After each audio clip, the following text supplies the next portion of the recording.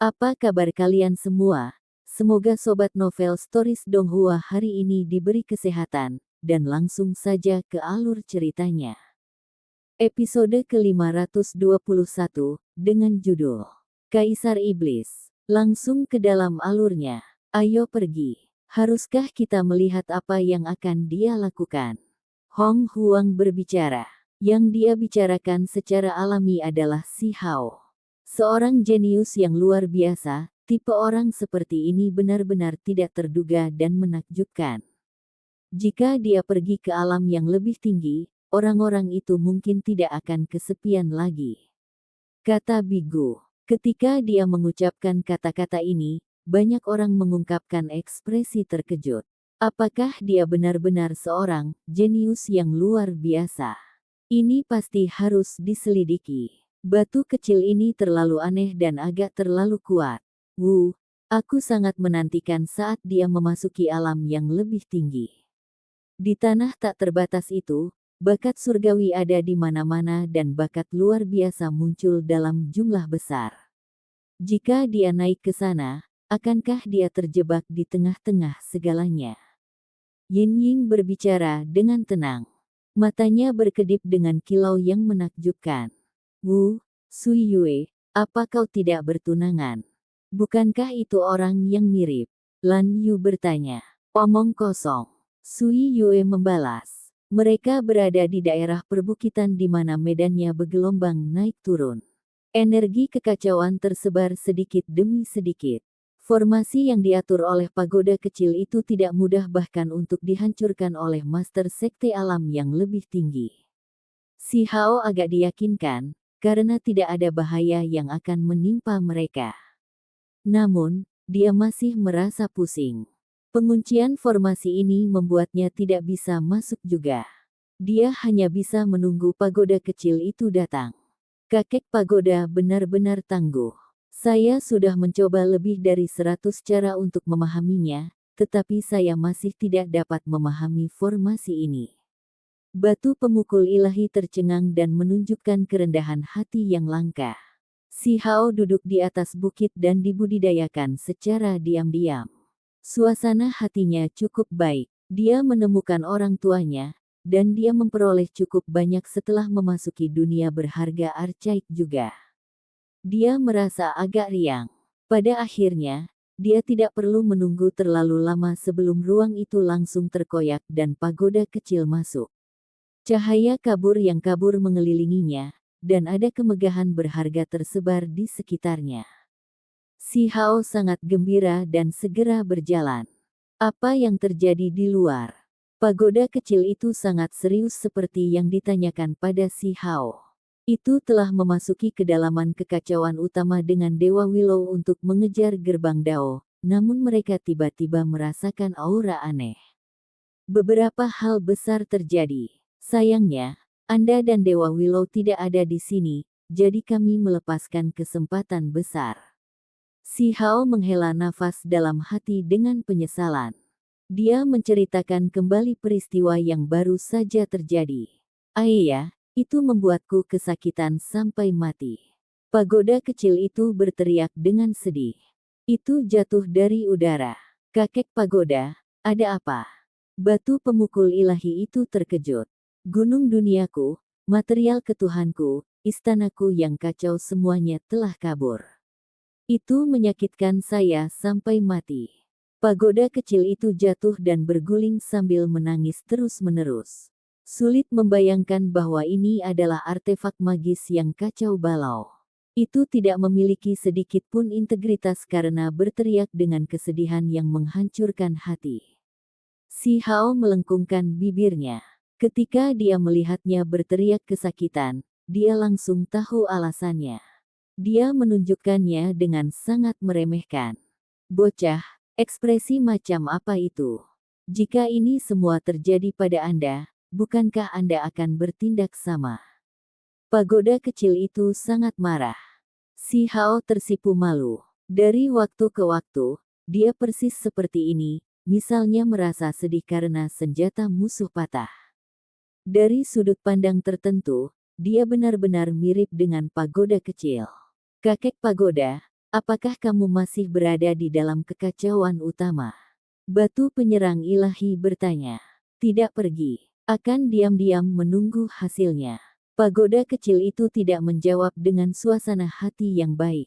Kekacauan utama tidak ada habisnya, dan sekarang setelah itu pergi, akan terlalu sulit untuk mengejar gerbang primordial. Mari kita tidak membicarakan hal-hal itu lagi. Cepat dan bongkar formasi, kata si Hao. Formasi yang berkilau dan tembus cahaya terhalau. Pagoda kecil mengumpulkan spanduk formasi dan membongkar formasi di bukit ini. Ayah ibu, si Hao berteriak dengan keras dan bergegas. Anak kita. Kedua individu itu sangat bahagia. Area di dalam formasi itu sangat damai. Tidak ada binatang buas, juga bukan area berbahaya. Vegetasi tumbuh subur, dan ada juga danau spiritual yang melonjak dengan energi esensi. Hari-hari ini, Si Ziling dan Qin Yining sama-sama sangat khawatir. Mereka merasa sangat tegang, takut sesuatu yang tidak terduga terjadi pada si Hao. Lagi pula, lawannya terlalu kuat. Anak kami, ada baiknya kamu baik-baik saja. Keluarga itu bersatu kembali. Qin Yining memeluk si Hao dengan erat, dan si Ziling mengulurkan tangan besar untuk memegang bahunya. Perjalanan waktu tidak meninggalkan banyak jejak di tubuh mereka. Si Ziling masih tampak sangat heroik, dan Qin Yining masih cantik. Hanya saja, selama beberapa tahun terakhir, ada sedikit kesedihan yang terkumpul selama bertahun-tahun dan tidak hilang. Itu karena mereka sangat ingin melihat si Hao lagi dan tidak bisa melupakan masa lalu. Masalah ini selalu mengaburkan pikiran mereka. Ibu, ayah, aku baik-baik saja, dan aku bahkan bisa mendapatkan beberapa kesempatan. Si Hao sangat senang. Sekarang setelah mereka bersatu, ada perasaan hangat yang luar biasa bahkan tanpa banyak kata yang dipertukarkan di antara mereka. Qin Hao berdiri di samping tanpa suara.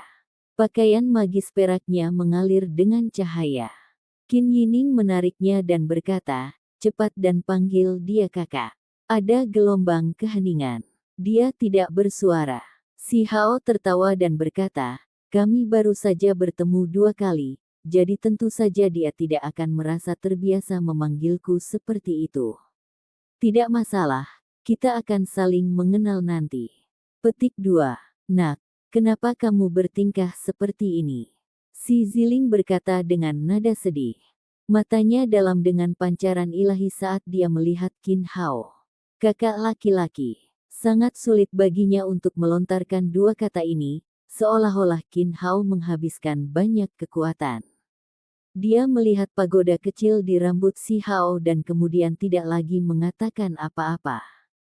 Sebagai kakak laki-laki, saya tidak bisa tidak memberi Anda hadiah.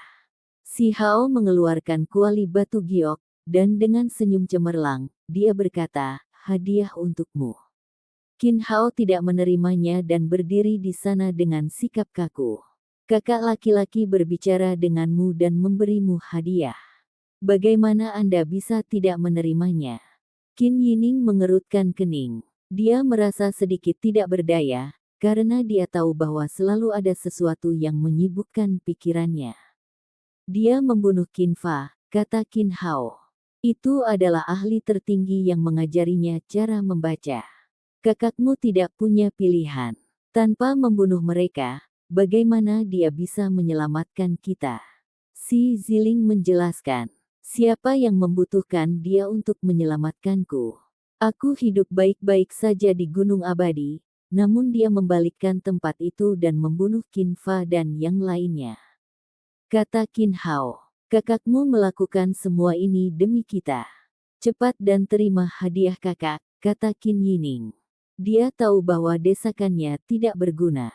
Putra keduanya cukup dekat dengan Qin Fa. Ini, si Ziling mencium aroma yang samar. Ketika dia membuka kuali putih bersih seukuran kepalan tangan dan melihat ke dalam, dia sangat terkejut. Ada 3 tetes cairan emas. Setiap tetes sebesar buah mata naga. Mereka seperti 3 matahari kecil, benar-benar mempesona. Aroma yang kaya tercium di udara yang membuat mereka yang menciumnya merasa mabuk. Ini adalah cairan ilahi. Qin Yining berteriak kaget. Ini adalah 3 tetes cairan berharga yang saya peroleh dari pohon matahari kuno. Si Hao menjelaskan dan memberitahu mereka apa yang terjadi selama beberapa hari terakhir ini. Kedua individu itu sangat ketakutan ketika mereka mendengar ini. Mereka merasa sangat khawatir ketika mendengar bahwa putra sulung bertarung melawan begitu banyak ahli tertinggi sendirian. Ketiga tetes cairan emas ini diperjuangkan dengan nyawanya. Bahkan jika itu cairan ilahi, aku tidak menginginkannya, kata Qin Hao. Pa, si Ziling tidak bisa menahan lagi dan menamparnya dengan tangannya. Lagi dan lagi. Kenapa kamu bersikap kasar? Petik 2. Qin Hao dengan keras kepala memutar kepalanya tanpa mengucapkan sepatah kata pun sebagai tanggapan. Nak, kamu tidak bisa seperti ini. Kakakmu cukup menderita di luar. Tanpa kita di sisinya, dia harus menghadapi tantangan berulang kali sendirian selama bertahun-tahun sebelum akhirnya mencapai titik ini hari ini, kata Qin Yining. Kemudian, dengan suara yang sangat serius, dia berkata, dia hanya bertempur dalam perang besar melawan gunung abadi untuk menemukan kita. Jika dia tidak mengambil tindakan, dia akan dengan mudah kehilangan nyawanya. Ketika dia berbicara tentang hal ini, matanya menjadi merah dan dia tidak bisa menahan air matanya lagi. Dia tidak bisa merawat si Hao dengan baik selama bertahun-tahun ini, dan dialah yang menemukan mereka sebagai gantinya. Dia bahkan akan memberi adiknya cairan ilahi. Ketika dia memikirkan ini, dia segera merasa sangat sedih di dalam. Bahkan mata si Ziling terasa sakit dan dadanya menegang. Dia tidak dapat memperoleh obat suci untuk putra tertuanya, dan si Hao sekarang malah memberikan cairan ilahi emas kepada putra keduanya. Terlepas dari itu, kau tumbuh di sisi kami, sementara kakakmu selalu berkeliaran di luar dan lebih menderita. Dia dengan baik hati memberimu hadiah, namun kamu tidak menunjukkan rasa terima kasih. Si Ziling menatapnya dengan ketat. Si Hao buru-buru menyela untuk mengubah topik, tidak ingin membahas topik ini lebih lama lagi. Qin Hao berprasangka buruk terhadapnya, dan jenis masalah ini hanya dapat diubah seiring waktu. Sebagai kakak, dia hanya melakukan apa yang seharusnya dia lakukan. Si Hao tidak memaksanya. Dia tidak bersikeras memberinya cairan ilahi dan sebaliknya langsung menyerahkannya kepada orang tuanya, ingin meninggalkannya bersama mereka. Suami dan istri tersebut bersikeras bahwa mereka tidak membutuhkannya. Mereka merasa kasihan kepada putra tertua mereka, jadi bagaimana mereka bisa menerima kesempatan menyelamatkan nyawanya? Jenis item ini secara ajaib efektif terlepas dari apakah itu untuk kultivasi atau sebagai harta penyelamat hidup. Itu setara dengan memiliki 3 nyawa. Kali ini, si Hao bersikeras untuk memberikannya. Baiklah, kita hanya akan mengambil 1 tetes. Pada akhirnya, karena takut si Hao akan berpikir terlalu banyak, pasangan suami istri itu menerima salah 1 tetes. Kemudian, mereka melanjutkan perjalanan, bersiap untuk meninggalkan dunia berharga archaik ini. Yi, siapa 3 orang itu? Para jenius dan wanita bangsawan dari alam yang lebih tinggi bergegas dan tepat pada waktunya untuk melihat pemandangan ini. Si Hao secara alami memperhatikan mereka juga. Dia mengangguk ke arah mereka. Teman Anda, Ibu Si Hao sepertinya telah melihat sesuatu. Kami bertemu belum lama ini. Mereka datang dari alam yang lebih tinggi. Si Hao menjawab. Lan Yu dan yang lainnya berjalan dan menyapa mereka. Kedua belah pihak memiliki beberapa konflik di dalam Chaotic Ancient Palace, tetapi yang mati adalah pesaing mereka, jadi tidak bisa dikatakan ada permusuhan di antara mereka. Pada saat yang sama, orang-orang ini memandang Si Hao dengan baik, berharap dia ditambahkan ke sekte mereka sendiri, jadi penampilan mereka agak bersahabat. Ketika mereka meninggalkan Archaik Precious World, mereka melihat beberapa orang dari alam misterius. Ketika dunia kuno ini muncul, secara alami memicu keributan besar. Banyak orang bergegas mencari peluang. Kemudian, ketika Si Hao muncul dan orang-orang di wilayah misterius melihatnya, mereka tampak lebih terkejut ketika mereka melihat dunia yang berharga ini. Banyak orang yang terlihat seperti melihat hantu. Mereka segera kehilangan kendali diri dan menunjukkan ketakutan yang besar. Si Hao, Kaisar Iblis. Suara gemetar dari beberapa orang terdengar. Mereka merasakan gelombang horor. Apa yang salah? Mengapa kalian semua takut padanya? Xuan Ming, Sui Yue, dan yang lainnya menjadi curiga. Mungkinkah batu kecil itu sama dengan Raja Iblis di alam bawah, dan itulah mengapa semua orang mundur ketakutan. Lan Yu dan yang lainnya penasaran. Mereka ingin menemukan kebenaran dan secara sembunyi-sembunyi meminta penjelasan. Dia adalah Kaisar Iblis, tidak, aku telah berbicara secara tidak benar. Dia adalah Kaisar Manusia Negeri Batu, Kaisar Manusia Termuda. Seseorang berbicara dengan suara terburu-buru sambil merasakan ketakutan yang luar biasa. Apa yang sedang terjadi? Si Hao bertanya. Dia hanya menghilang selama beberapa hari, jadi mengapa nama baru, Kaisar Iblis, muncul? Lan Yu, Hong Huang, Sui Yue, dan yang lainnya menjadi lebih takjub. Mereka dengan hati-hati bertanya, dan pada akhirnya, mereka menjadi tercengang satu demi satu. Mereka semua ketakutan. Dia adalah seorang kaisar manusia, dan saat ini, banyak orang memanggilnya Kaisar Iblis. Dia memasuki gunung abadi sendirian dan menggulingkan seluruh tempat itu. Hong Huang tampak seperti ada sesuatu yang menginjak ekornya. Dia tidak bisa menahan tangis. Hal konyol macam apa ini? Mustahil. Bigu juga berteriak keras. Dia tahu bahwa jejak berharga Dewa Surgawi Immortal Mountain tertinggal di alam yang lebih rendah. Siapa yang berani mengguncang tempat seperti ini dengan benda seperti itu di sana? Itu adalah artefak magis yang kacau. Tidak mungkin ini tidak benar. Orang-orang yang ditanyai menangis dalam hati dan merasa sangat gugup. Mereka juga sangat bingung. Apakah orang-orang yang berjalan bersama dengan batu kecil ini benar-benar tidak mengetahui informasi tentang dia?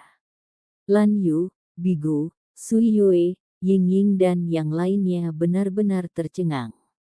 Mereka sudah tahu bahwa Si Hao adalah bakat luar biasa, tetapi mereka tidak pernah berharap dia menjadi surga yang menantang ini. Mereka bingung. Setelah memikirkan tentang pengalaman mereka di dalam Chaotic Ancient Palace, keringat dingin mengalir di tubuh mereka, dalam hati bersukacita karena mereka tidak seperti Zhao Qi dan Zhuo Yun, bertarung melawan batu kecil. Pemuda ini terlalu menantang surga, benar-benar menjungkirbalikkan gunung abadi dan mendapatkan gelar Kaisar Iblis di dunia luar. Itu membuat mereka sangat terguncang. Setelah meminta konfirmasi berulang kali dan bertanya dari berbagai sumber, Hong Huang, Sui Yue, Xuan Ming, dan yang lainnya menerima kenyataan ini. Semua yang mereka dengar itu benar. Ini terlalu gila. Xuan Ming bergumam. Saat itu, dia bahkan memandang rendah batu kecil itu dan menyarankan untuk membawanya ke alam yang lebih tinggi sebagai seorang pelayan pertempuran. Tapi sekarang, suasana hatinya hanya bisa dijelaskan dengan kata-kata ini. Tak terbayangkan. Kelompok dari alam yang lebih tinggi semuanya memiliki ekspresi aneh. Ini sangat mengejutkan mereka. Setengah bulan kemudian, Si Hao kembali ke wilayah gurun dan secara resmi kembali ke istana kekaisaran. Jika pagoda kecil itu tidak begitu malas, mereka akan kembali lebih cepat. Anak saya menjadi kaisar batu. Si Ziling merasa sangat tersentuh saat dia berdiri di depan Central Heavenly Palace. Ketika dia kembali ke Stone Capital lagi, dia memikirkan terlalu banyak hal. Yang mulia, penyihir itu datang. Dia telah menunggumu selama beberapa hari. Peng Nine langsung menyambutnya. Si Hao bertemu penyihir itu lagi. Dia masih tetap aneh dan sangat cantik. Sosoknya sempurna, dan dia sangat lincah dan licik. Dia cukup berkarakter. Yang mulia Kaisar Iblis, saya bawakan kabar baik. Yue Chanmu melarikan diri selama bencana, hehe. Petik 2. Episode ke-522, dengan judul Tubuh Kedua. Langsung ke dalam alurnya. Tubuh penyihir sangat mengesankan dengan lekuk tubuh yang bergelombang ke atas dan ke bawah. Saat dia berjalan, tubuhnya berkedip-kedip. Rambut indahnya berkedip-kedip, secara alami mengalir di dada dan punggungnya. Kulitnya putih bersih, dan hitam dan putih di dalam matanya yang besar dan cerdas jelas berbeda.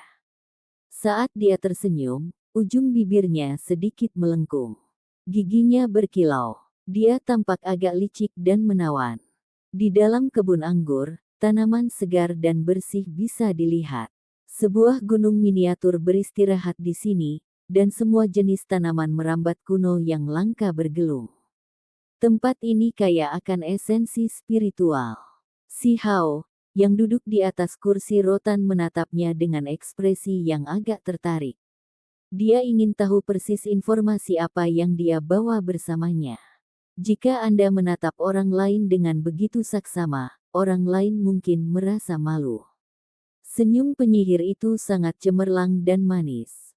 Dia bilang malu, tapi kulitnya setebal si Hao. Katakan saja sudah. Kabar baik apa yang kamu bawa? Si Hao bertanya. Matanya memandang sekeliling dengan agak lancang, bertumpu pada tubuhnya dan menatapnya dari atas ke bawah.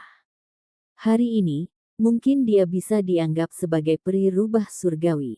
Dia datang dengan identitas wanita rubah. Mengesampingkan sosoknya yang mengesankan, bahkan ada beberapa ekor seputih salju di belakangnya yang sangat mencolok dan menawan. Si Hao telah melihat dua penampilannya, dan ini adalah salah satunya. Ada keindahan dalam dirinya yang bisa menjungkirbalikkan semua makhluk hidup. Sebuah senyuman membawa sekitar 100 pesona, tapi dia juga memiliki penampilan yang sangat cerdas. Aku sudah benar-benar mengungkap rahasia Yue Chan.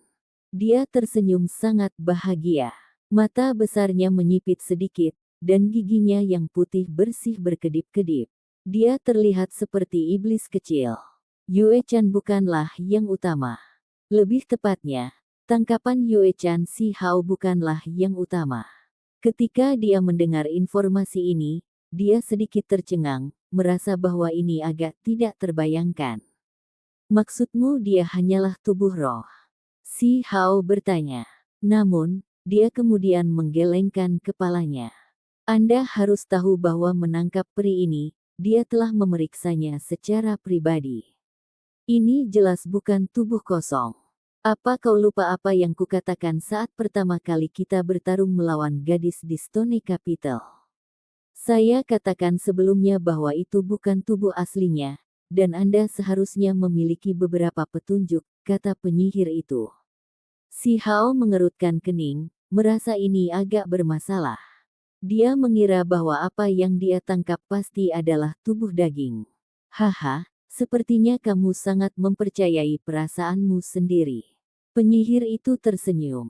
Dia duduk di samping meja batu dan menuangkan teh untuk dirinya sendiri. Setelah menyesap, dia berkata, saya baru saja mengatakan bahwa dia bukan yang utama, bukan bahwa dia adalah tubuh roh. Apa bedanya? Si Hao bertanya. Jika Anda hanya menangkap tubuh roh, bukankah Anda akan merasa sangat kecewa dan frustrasi? Penyihir memiliki senyum jahat di wajahnya. Kemudian, dia memainkan peran sebagai pemikir yang mendalam dan berkata, pria, sungguh. Apa sebenarnya situasi dengannya? Si Hao juga sangat penasaran. Dia teringat kembali pada gerbang emas yang dia temukan ketika dia mencari lautan kesadaran Yue Chan dan teringat ada seorang wanita cantik dan sempurna yang tidur di dalam. Penyihir itu berkata, Yue Chan agak ambisius, ingin melampaui. Dia melakukan proyek transformasi inti ilahi, jadi saat ini, dia dibagi menjadi dua. Yang satu adalah tubuh utamanya, dan yang lainnya adalah tubuh keduanya. Petik 2. Si Hao tercengang. Pada saat itu, banyak hal menjadi beres, tetapi dia masih terguncang di dalam. Peri dari Heaven. Mending sekte benar-benar berani menantang surga. Tanpa ragu, yang dia tekan adalah tubuh kedua dan juga terbuat dari daging. Itu sama pentingnya.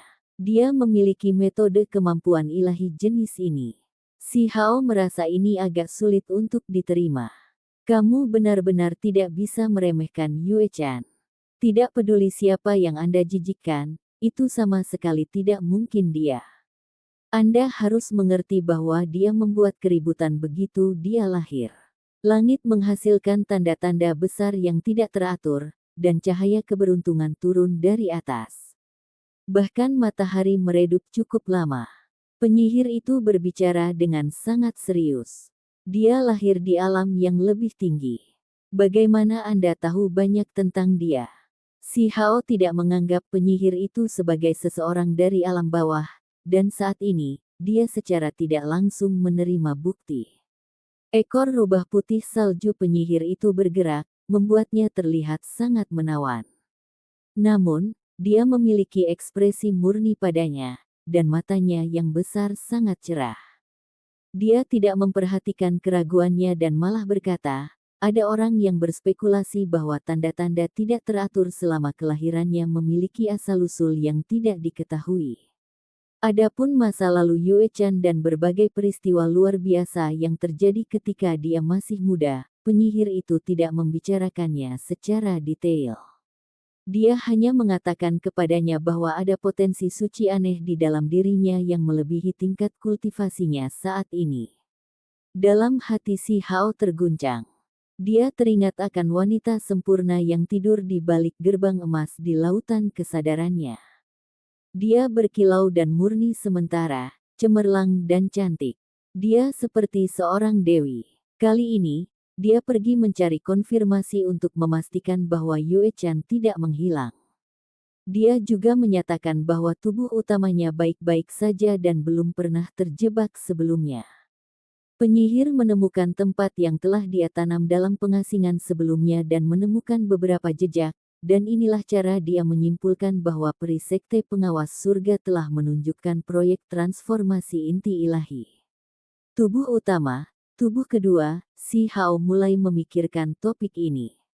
Wajahnya menjadi sangat mendung. Saya mengatakan dua tubuh, tapi kenyataannya, itu satu tubuh.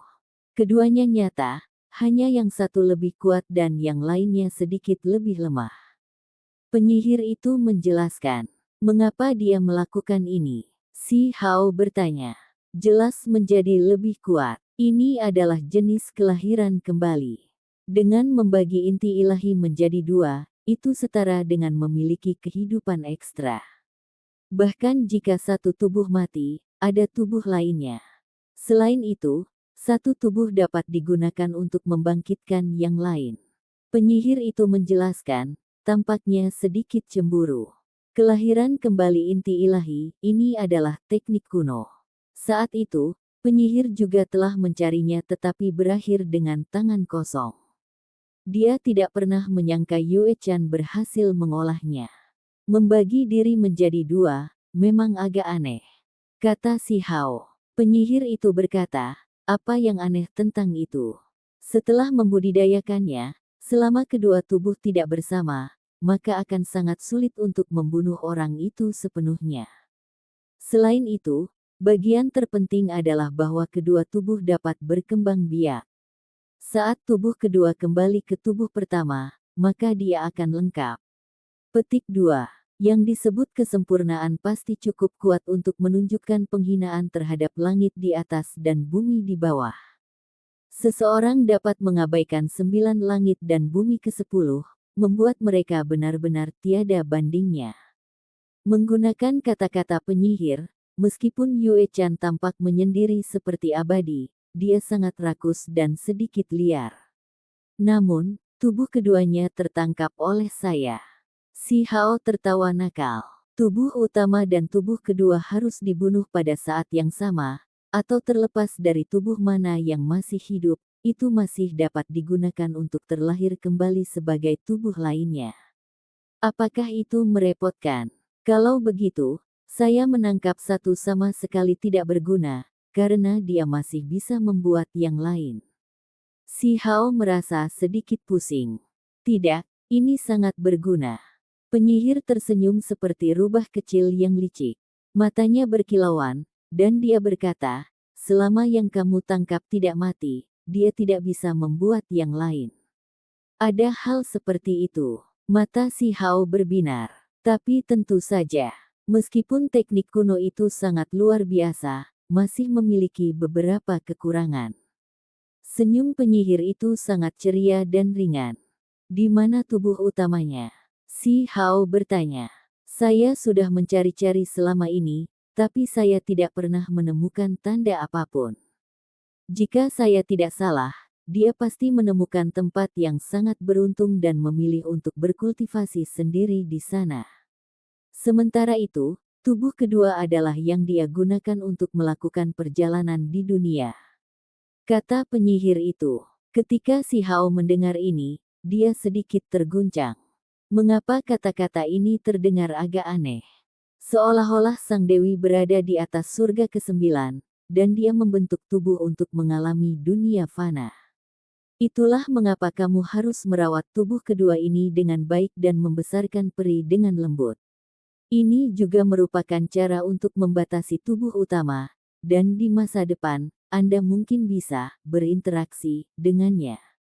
Si Hao merasa tidak bisa berkata-kata. Kemudian, dia tidak bisa menahan tawa keras dengan sikap riang juga. Ketika tawa itu berakhir, penyihir itu tiba-tiba memfokuskan ekspresinya lagi, mengatakan kepadanya bahwa tubuh kedua ini pasti tidak sederhana dan bahwa dia tidak bisa bertindak sembarangan di sekitarnya. Dia datang kali ini untuk membantunya. Hanya tawanan yang cantik. Seberapa buruk itu bisa terjadi? Si Hao tertawa dan berkata, baru-baru ini, suasana hatinya tidak buruk. Dia bertemu orang tuanya dan dipertemukan kembali dengan mereka. Kemudian, dia menerima berita ini dari penyihir itu. Tubuh kedua yang ditangkap olehmu juga bisa dianggap sebagai kejadian yang tidak terduga. Saya percaya peri suci pasti tidak sengaja membiarkan dirinya ditangkap. Dia mungkin sangat membencinya sampai giginya sakit. Penyihir itu tersenyum dan berkata, karena dia sudah ditangkap, badai macam apa yang masih bisa dia lakukan? Si Hao bertanya.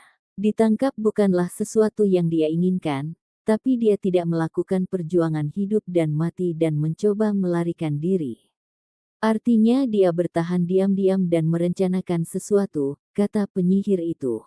Dari kata-katanya, sepertinya Yue Chan mencoba mencari tahu semua rahasia si Hao, termasuk teknik Kun Peng kuno yang kejam dan bagaimana dia bisa tumbuh begitu cepat. Pikiran si Hao bergetar. Terlepas dari apakah itu teknik Kun Peng, True Primordial Record, atau teknik paling berharga yang terkandung di dalam tulang makhluk tertinggi, semuanya cukup untuk membuat sekte besar menjadi gila. Bahkan seorang narapidana berani mengejar barang-barang saya. Bukankah dia takut kalau dia memberi makan dirinya sendiri untuk seekor harimau dan mengundang bencana?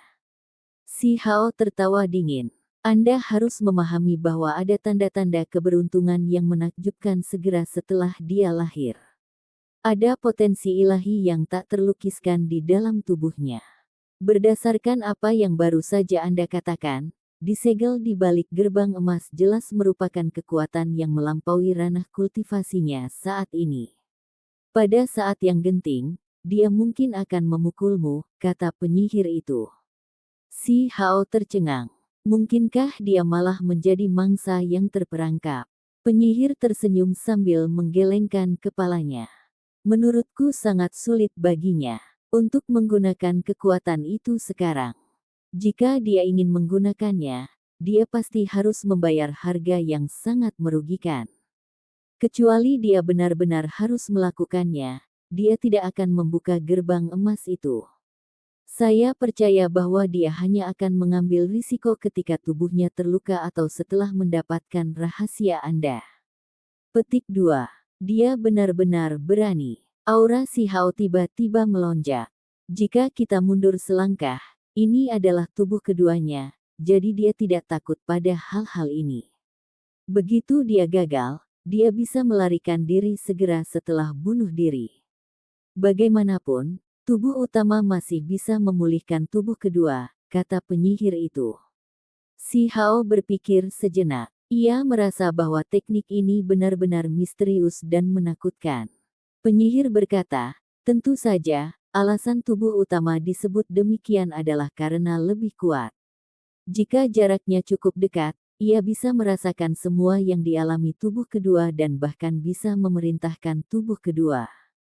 Penyihir melangkah lebih jauh dan berkata, saya merasa tubuh kedua mengambil risiko ini karena setelah tubuh utama mengetahui kesulitan tubuh kedua, dia secara pribadi datang dan memerintahkan tubuh kedua untuk bertindak seperti ini. Sejauh mana dia menduga bahwa tubuh kedua tidak mengetahui segalanya, dan hanya wanita tak sadar sempurna yang tidur jauh di belakang gerbang emas itu yang tahu tentang segalanya. Meskipun mereka adalah daging peri dan benar-benar identik, jiwa dari tubuh utama harus lebih kuat dan harus bisa mengendalikan segalanya. Kata penyihir itu, setelah menemukan tubuh utama, aku pasti harus menekannya.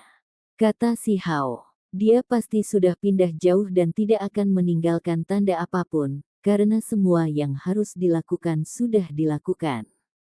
Dia mungkin terisolasi di tempat yang sangat beruntung dan dengan tenang menunggu hasilnya. Kata penyihir itu. Ketika Si Hao mendengar ini, matanya melepaskan ekspresi yang menakutkan. Biarkan dia memberi makan dirinya sendiri pada harimau. Hehe, benar, biarkan dia terbakar karena dia ingin bermain api. Penyihir itu sangat percaya diri. Matanya berkedip dengan cahaya warna-warni. Apa yang Anda sarankan? Si Hao bertanya. Jelas untuk menjaga tubuh kedua peri dan membesarkannya dengan lembut. Jika itu menyenangkanmu, kamu harus mengambilnya sebagai istri, kata penyihir itu. Dia mengeluarkan kotak batu dan tersenyum jahat saat dia berkata, aku membawa manik penekan dewa legendaris. Itu bisa menekan kesadaran ilahi, membuatnya tidak bisa bertindak atau bunuh diri. Akan sulit bagi tubuh keduanya untuk membebaskan diri. Petik 2. Hehe, Si Hao mulai tertawa. Dengan begitu, tubuh kedua tidak akan menjadi semacam bencana. Di masa depan, Anda dapat menggunakannya untuk berinteraksi dengan tubuh utama. Penyihir itu tersenyum dengan sikap yang sangat menyeramkan. Episode ke-523, dengan judul Dewa Menekan. Langsung ke dalam alurnya. Kasing berbahan batu yang kusam tampak agak kuno tanpa banyak hiasan. Pengerjaannya sangat kasar. Saat dibuka, manik muncul. Itu abu-abu dan tampak sederhana tanpa kilau apapun. Itu bahkan tidak bulat sempurna. Inikah manik penekan dewa itu? Si Hao mengeluarkannya dan dengan hati-hati memeriksanya. Dia tidak melihat sesuatu yang istimewa tentang itu. Itu benar-benar terlalu berbeda.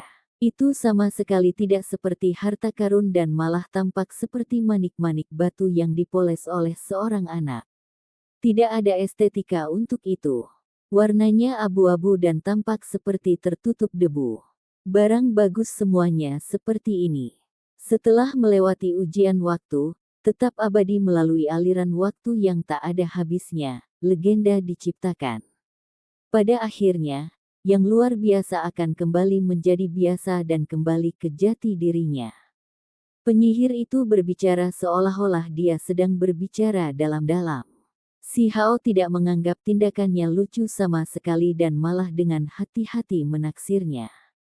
Kemudian, dia memperluas indera ilahi, dan pada saat itu, dia merasakan gelombang fluktuasi yang kuat, seolah-olah laut menekan ke bawah.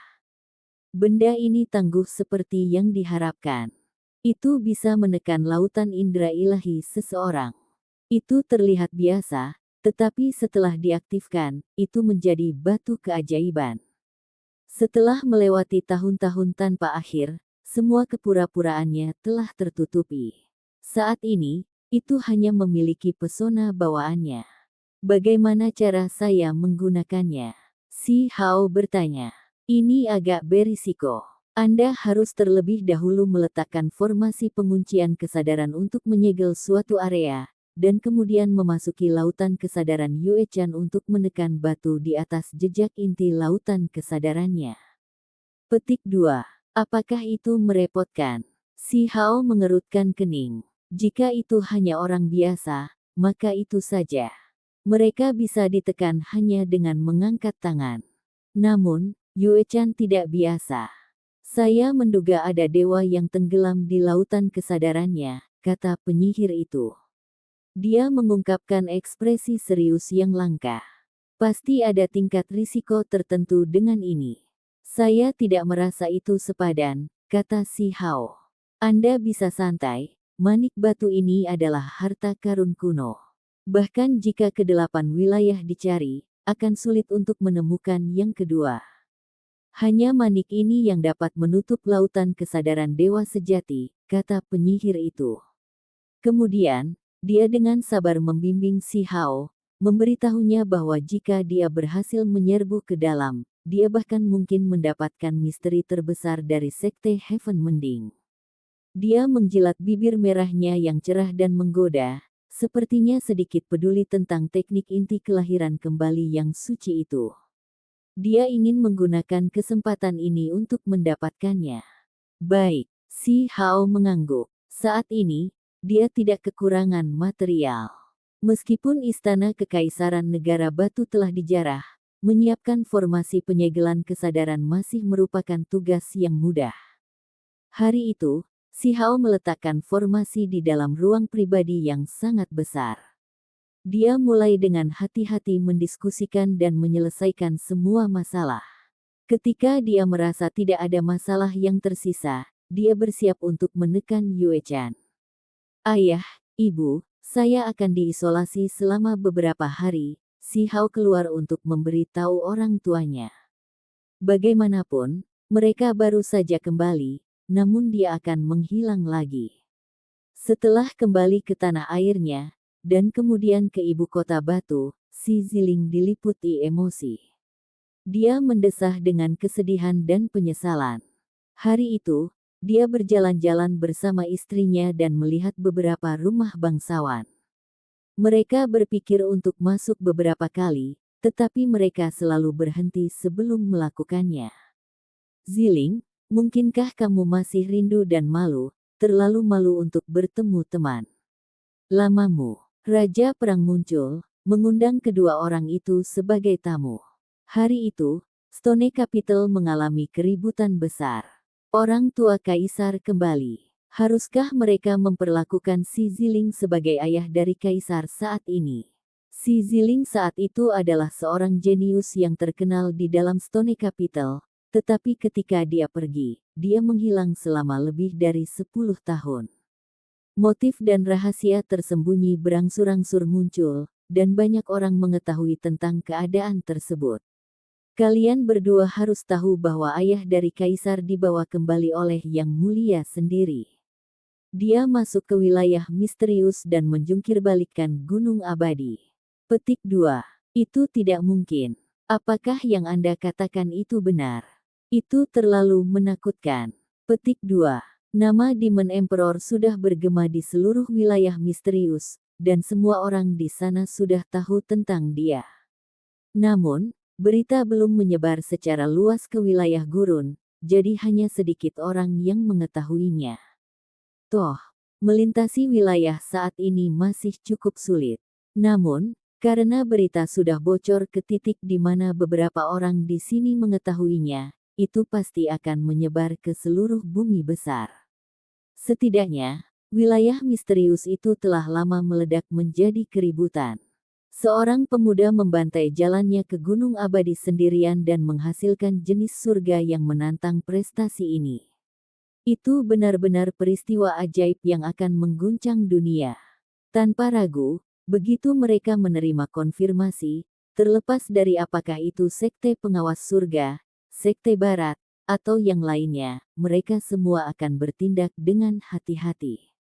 Semua kekuatan besar di bawah langit harus berpikir dengan hati-hati sebelum bertindak. Si Hao memulai isolasi, tidak membiarkan siapapun mengganggunya. Peri Yuechan juga seorang tawanan, tapi dia masih tenang dan tenang. Dia elegan, murni, dan menyendiri. Rok panjang seputih saljunya mencapai tanah, menutupi tubuhnya yang ramping dan anggun yang bergelombang dengan lekukan.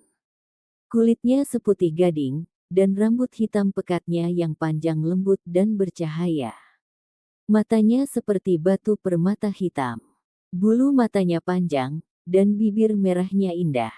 Dia seperti kecantikan luar biasa yang keluar dari lukisan, tidak ada satu cacat pun yang bisa dilihat. Yuechan, kapan kita harus menikah? Si Hao dengan sembrono bertanya. Sebelum mengambil tindakan, dia menggunakan kata-kata untuk membuka jalan. Dia ingin membuat suasana hatinya naik turun sangat sehingga dia bisa memanfaatkan kekosongannya. Jika kau menangkap penyihir itu dan menjadikannya pelayanku, itu bukanlah sesuatu yang mustahil untuk disetujui.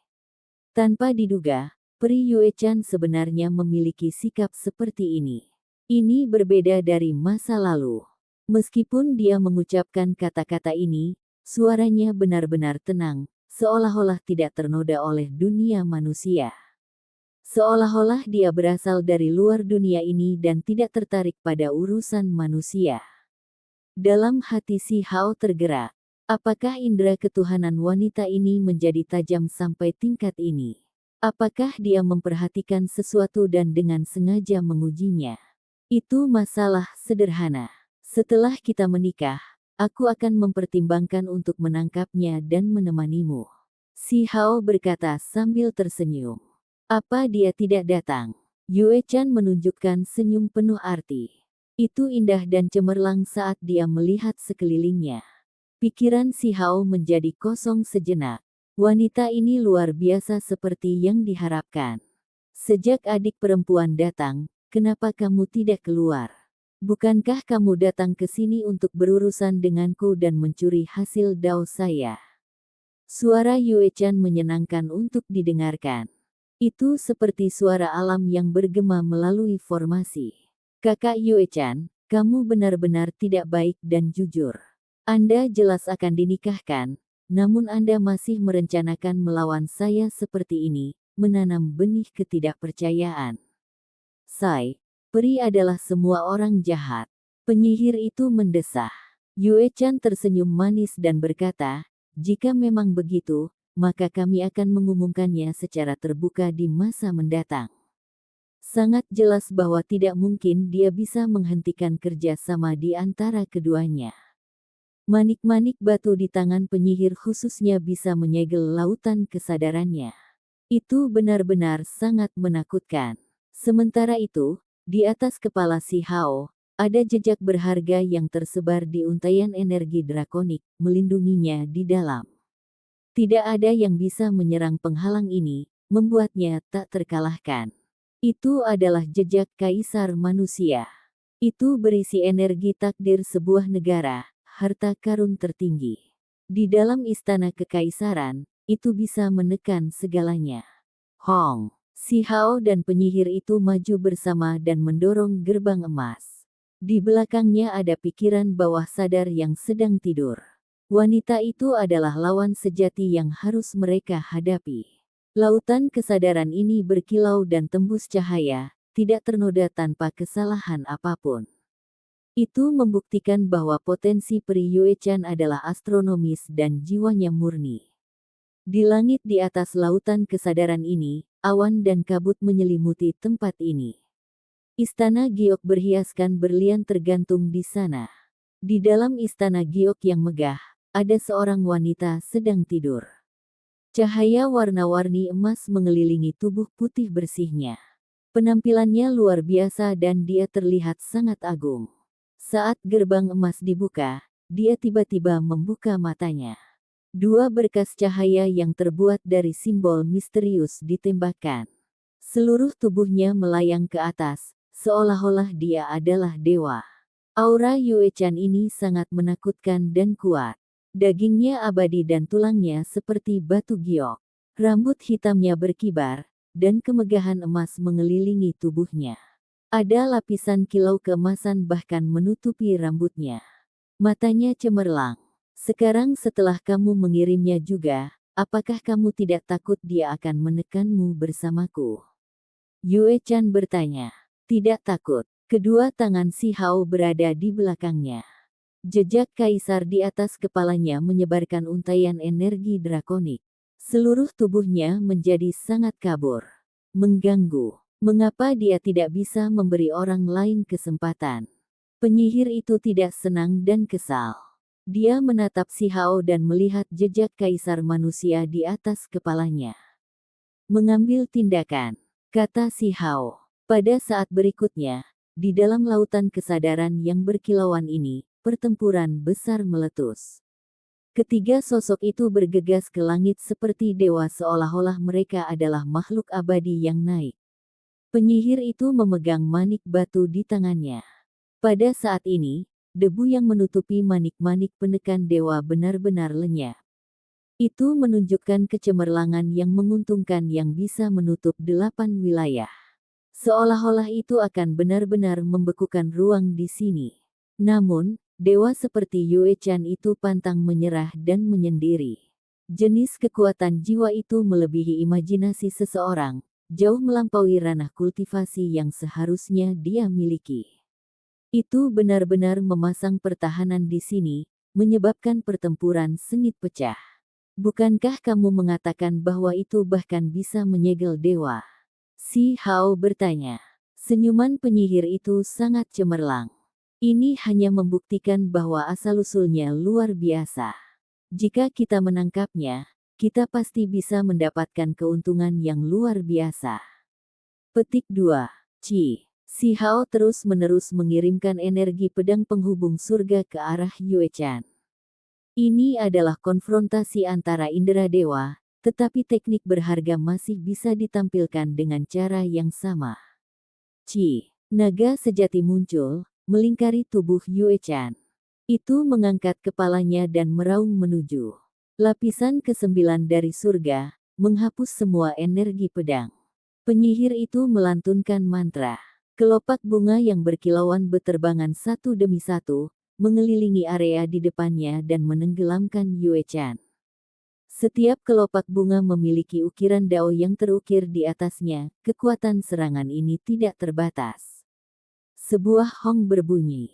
Di samping peri cantik yang tak tertandingi itu, seekor burung phoenix abadi muncul. Itu bermandikan api, seolah-olah sedang mengalami kelahiran kembali. Itu hidup berdampingan dengannya dan membakar semua kelopak. Yue Chan ini melampaui ranah kultivasi aslinya. Dia tidak mudah untuk ditangani. Jika bukan karena manik penekan dewa yang sangat melemahkan kekuatan jiwanya, adegan yang sama sekali berbeda mungkin terjadi di sini. Ini adalah pertempuran hebat yang sangat intens yang berlangsung lama. Semua jenis cahaya menari-nari. Kemampuan ilahi muncul tanpa akhir. Semuanya dipajang di sini. Hong. Peri Yue Chan bersinar. Seluruh tubuhnya melepaskan garis demi garis rantai ilahi seolah-olah dia adalah dewi paling suci di atas surga ke-9. Seolah-olah dia bisa menunjukkan penghinaan terhadap semua makhluk hidup dan saat ini sedang melihat ke bawah dari langit. Situasinya sangat tidak menguntungkan. Kekuatannya melebihi semua harapan. Kakak, latar belakangmu memang misterius. Namun, manik penekan dewa adalah harta tertinggi kuno. Tidak ada gunanya bahkan jika kamu berjuang, kata penyihir itu. Dia mengungkapkan teknik misterius dan mengaktifkan manik batu ini. Aura misterius memenuhi udara, mengganggu hukum alam langit dan bumi. Dia membentuk domain yang menekan surga. Si Hao kaget. Untungnya, dia masih memiliki kartu truf di tangan dan tidak takut penyihir itu menyerang dia.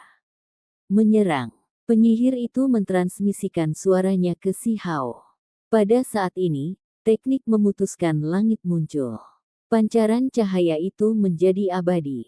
Pada saat yang sama, Si Hao menggunakan teknik Kunpeng. Kemampuan ilahi ini juga menerangi lautan kesadaran yang berkilauan dan disegel menuju keindahan luar biasa itu.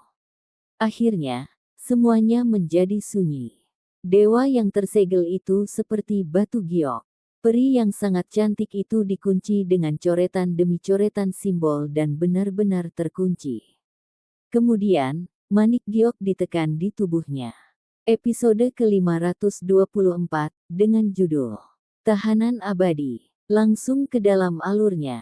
Lautan kesadaran Yue Chan sangat luas. Itu bersinar cemerlang tanpa cacat. Itu seperti lautan alam abadi di bawah sinar bulan. Kilau abadi berputar-putar di sekitar tempat ini. Si Hao dan penyihir itu sedang duduk. Pertarungan ini sudah berlangsung cukup lama. Mereka menyesuaikan energi di dalam diri mereka sendiri, memulihkan kekuatan indera ilahi mereka. Di samping, meskipun Yue Chan ditawan, gayanya masih luar biasa. Kulitnya putih bersih tanpa cacat. Cahaya ilahi merembes keluar dari tubuhnya, dan bahkan setiap helai rambutnya bersinar. Dia seperti seorang dewi. Meskipun dia ditawan, dia tampak agak tenang dan tidak putus asa. Dia tampak luar biasa dan menyendiri. Setiap inci dagingnya berkilau dan tembus cahaya. Dia cantik tanpa ketidaksempurnaan. Jenis gaya ini sulit ditemukan di seluruh dunia. Seolah-olah dia berada di atas semua orang. Dia sangat cantik, dan temperamennya bahkan lebih luar biasa. Ketika matanya terbuka dan tertutup, esensi spiritual tersebar keluar. Dia dengan tenang dan tenang memikirkan segalanya dan memikirkan bagaimana dia harus bertindak sebagai tanggapan sekarang.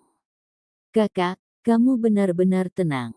Anda telah ditangkap dan roh primordial Anda telah disegel, namun Anda masih berkepala dingin. Apakah Anda masih mencoba untuk kembali?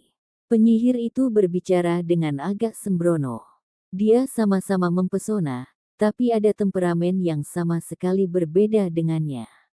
Yue Chan adalah dewa dan tanpa celah, sementara dia memiliki kata setan untuk gelarnya. Jenis kecantikan ini sangat mempesona, membawa jenis kelicikan. Penyihir itu sangat jahat, menamparkan pantat Yue Chan dan membuat suara Pa yang keras. Dia dengan sengaja menghujat jenis kesucian ini. Senyumannya sangat cemerlang saat dia berkata, "Kakak perempuan Yue Chan, kamu begitu menyendiri dan jauh." Itu bahkan membuat adik perempuan di sini cemburu. Petik 2. Dasar iblis, gerakkan tanganmu. Jangan memperebutkan peri denganku. Si Hao berbicara dengan nada tegas. Penyihir itu tercengang. Kemudian, dia tertawa keras, pinggangnya yang indah bergerak maju mundur. Kaisar Iblis, apakah seorang Taois yang malang mencoba menangkap seorang biarawati Buddha di sini? Dia milikku. Si Hao berjalan dan mendorong tangan itu. Meskipun pertempuran ini berakhir dan musuh telah terperangkap, mereka berdua juga terkuras. Indra ilahi pihak lain melebihi imajinasi mereka. Potensinya tidak terbatas, dan kekuatan sucinya tak tertandingi. Jika bukan karena manik penekan dewa, pasti akan ada kesimpulan lain untuk pertempuran ini. Tubuh Yue Chan bersinar. Itu adalah rentetan rantai ketertiban ilahi yang ditinggalkan oleh lawan-lawannya. Mereka seperti belenggu yang mengikatnya dengan erat. Terlalu sulit baginya untuk berjuang bebas. Pakaian putih menutupi tubuh putihnya yang berkilau. Rambut hitamnya cerah dan bersinar.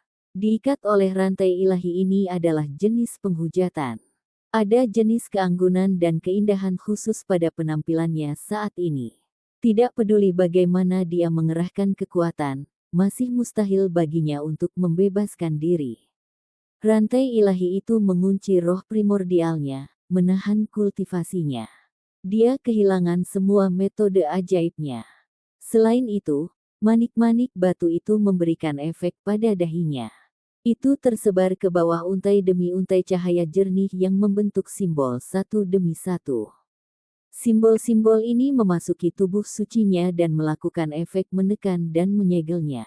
Pembatasan ini menjadi semakin tegas. Terlalu sulit baginya untuk kabur. Dia sudah menjadi tawanan yang cantik. Meskipun mereka berada di dalam lautan kesadaran dan semuanya terbuat dari esensi fundamental, semuanya sangat nyata, sejauh perasaan itu bahkan lebih berbeda daripada di dunia luar dan meninggalkan kesan yang lebih dalam. Ekspresi Yue Chan tenang. Semuanya akan terlihat di masa depan. Kata-kata ini diucapkan untuk didengar keduanya. Kemudian, dia melihat ke arah Si Hao, dan seolah-olah sedang memperingatkannya. Dia berkata, "Kamu menari dengan keberadaan yang paling berbahaya." Penyihir itu menampakkan senyuman tipis, senyum yang memancarkan rayuan yang sulit ditolak orang lain. Senyuman ini saja sudah terlalu menawan. Dia mengayunkan ekor rubah putih saljunya dan berkata, "Kakak, jangan berlebihan. Tidak ada gunanya mencoba dan menghasut ketidakharmonisan sekarang." Petik 2. Segera setelah itu, dia mencubit wajah cantik Yue Chan, lalu sambil menopang dagunya, dia berkata, "Rasanya cukup menyenangkan. Berangkat. Itu istri saya." Si Hao membawa Yue Chan dan kemudian mundur, tidak membiarkan penyihir itu melakukan apa yang dia inginkan. "Kamu benar-benar tidak memiliki hati nurani. Tidak peduli bagaimana kamu melihatnya, istrimu ini masih tertekan dengan bantuanku, jadi kamu harus membiarkan aku memilikinya selama beberapa hari, kan?" Penyihir itu tertawa dan berkata, "Tidak mungkin. Bagaimana istri seseorang bisa dipinjamkan? Jangan pernah berpikir tentang itu." Si Hao dengan tegas menolak. Tubuh Yue Chan proporsional dan ramping. Meskipun dia murni seperti peri, tubuhnya sangat THICC. Pinggang penuhnya ditarik ke pelukan Si Hao, menyebabkan dia sedikit mengernyit. Tidak peduli betapa tenangnya dia, ketika mereka mencapai momen ini, dia masih merasa sedikit tidak nyaman. Ketika dia mulai memikirkan tentang apa yang mungkin terjadi di masa depan, gelombang kegugupan muncul di dalam hatinya. Ketika dia memikirkan keadaan itu, lapisan bulu kuduk merinding muncul di kulit putih saljunya. "Ayah, tubuh seperti giok kakak sangat tegang. Apakah itu kegembiraan?" Penyihir itu tertawa terbahak-bahak. Mata besarnya bergerak-gerak dan dia mengulurkan tangannya lagi. "Jangan bergerak sembarangan." Si Hao pindah dengan peri di sisinya.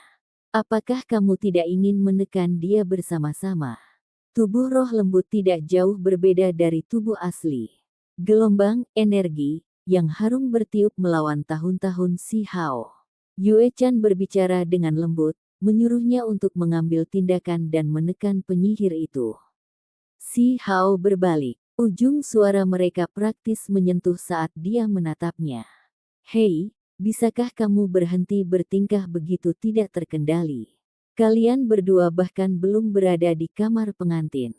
Juga, dengan berbicara melalui indera ilahi, apakah Anda mencoba berkomplot melawan saya?" Penyihir itu mengungkapkan apa yang tampak seperti senyuman namun bukanlah senyuman.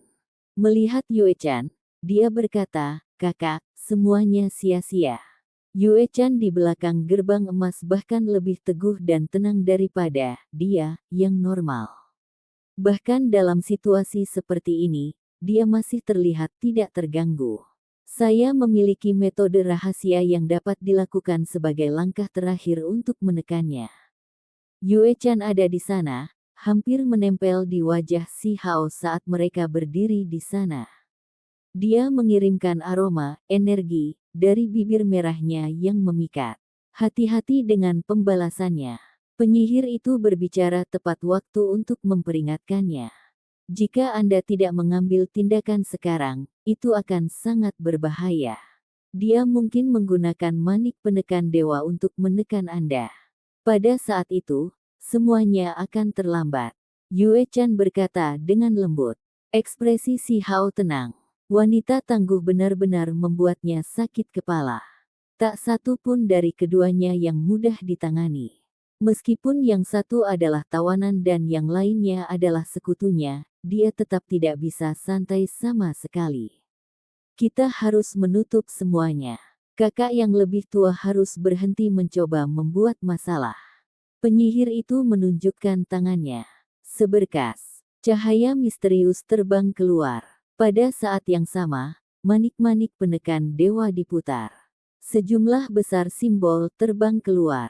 Simbol-simbol yang sangat aneh yang membawa kabut ini memasuki Yue Chan, membuat tubuh indahnya bergetar.